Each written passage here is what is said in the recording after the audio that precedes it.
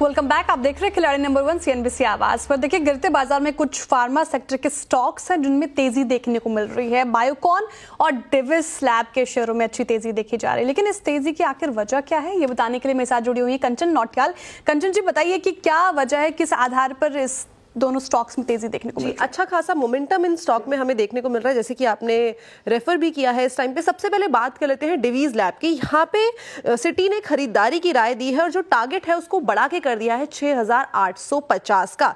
अब ये सारी की सारी जो चीजें हैं वो एक्चुअल में हो क्यों रही है उसके ऊपर बात कर लेते हैं। यूएस फेडरल सर्किट ने जो डिस्ट्रिक्ट कोर्ट का फैसला है बेसिकली उसको पलट दिया है, यानी कि जो इनकी पेटेंट की एक्सपायरी है वो जुलाई के बाद भी जारी रहेगी। यही नहीं बल्कि जो ये फैसला है उससे जो जेनरिक लॉन्चेस है वो जुलाई 2025 तक यहाँ पे टल चुके हैं। अब जो नोवार्टिस है उसको डिवीज लैब बेसिकली हार्ट की जो दवाइयां होती है उसके लिए कंपोनेंट्स की सप्लाई करता है, यानी कि इस फैसले से एक बड़ा ओवरहैंग जो है वो हमें खत्म होता हुआ दिखाई दे रहा है, क्योंकि कंपटीशन यहाँ से कहीं ना कहीं कट ऑफ हो जाएगा। ये तो एक फैक्टर था डिवीज लैब के लिए। दूसरा फैक्टर ये है कि अगर डिवीज लैब का दिसंबर का एक्सपोर्ट डेटा देखा जाए तो वहां पे अप्रोक्सीमेटली 24% का हमें अपसाइड देखने को मिला है और इसके आगे भी ये जो एक्सपोर्ट है उसके बढ़ने की उम्मीदें जताई जा रही है। इसके बाद बात कर लेते हैं बायोकॉन की। जैसे कि हमने अपने स्टॉक से न्यूज में भी इस स्टॉक को काफी ज्यादा फोकस में रखा था।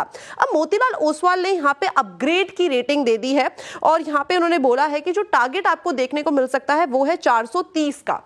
यहाँ पे बेसिकली जो उनका मलेशिया का प्लांट है उनको एक बड़ा क्लीन चिट मिल गया है और उनका कहना है कि वॉलंटरी एक्शन है कि कोई भी अगर जो दिक्कतें आ रही है वॉलंटरी कंपनी के लेवल पे आप इसको सुधार सकते हैं। इसके अलावा बी एस्पार्ट के प्रोडक्शन का जो रास्ता है यहाँ से हमें कहीं ना कहीं साफ होता हुआ दिखाई देगा और 2-3 सालों में हमें अच्छे खासे नए लॉन्चेस आने की भी उम्मीदें हैं।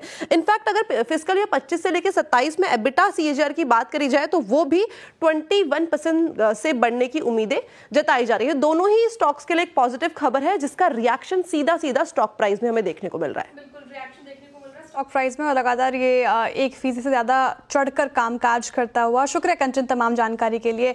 आशीष जी, डिविस लैब का चार्ट देखिए। फिलहाल चार्ट का इंडिकेट कर रहे हैं एक्सपोर्ट डेटा में बढ़ोतरी संभव है, जैसा कंचन ने बताया। अभी फिलहाल 5,820 के लेवल पर कामकाज कर रहा है और तेजी है इसमें गिरते बाजार में। क्या करना चाहिए?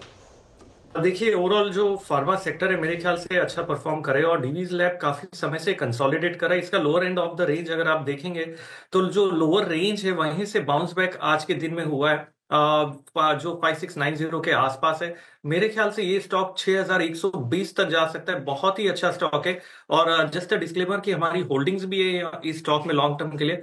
यहाँ पर 6120 तक डिवीज लैब जा सकता है शॉर्ट टर्म के लिहाज से, और अगर वो लेवल ब्रेक होता है तो मेरे ख्याल से यहाँ पर 6500 का के भी लेवल्स देखे जा सकते हैं। तो काफी अच्छा स्टॉक है, एक्यूमुलेशन की राय होगी इस लेवल्स पे। एक्यूमुलेट करने की राय फिलहाल डिविस लैब पे 6500 के लेवल देखे जा सकते हैं। लगे हाथ आशीष जी, तीसरा पिक आपका।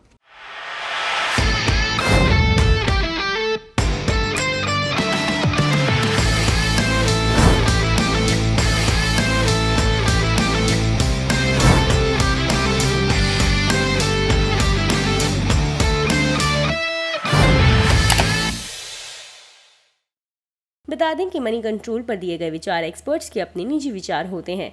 वेबसाइट या मैनेजमेंट इसके लिए उत्तरदायी नहीं है। यूजर्स को मनी कंट्रोल की सलाह है कि कोई भी निवेश निर्णय लेने से पहले सर्टिफाइड एक्सपर्ट की सलाह लें।